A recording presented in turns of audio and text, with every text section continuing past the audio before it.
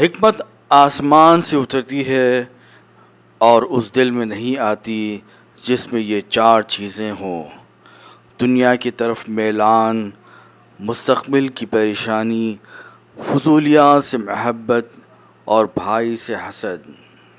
اللہ رب العزت سے روگردنی اور شہوات کی طرف جھک جانا یہ دلوں میں بھڑکنے والی آگ ہے جو نقصان اور حسرت کا باعث ہے۔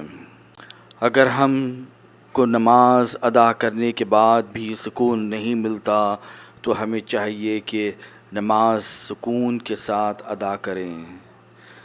جب رسول اللہ صلی اللہ علیہ وسلم کی آواز سے اپنی آواز کو بلند کرنا اعمال کی بربادی کا سبب ہے تو سوچو آپ صلی اللہ علیہ وسلم کی شریعت کے بالمقابل اپنی عقل اور رائے کو فوقیت دینا کتنا خطرناک ہوگا۔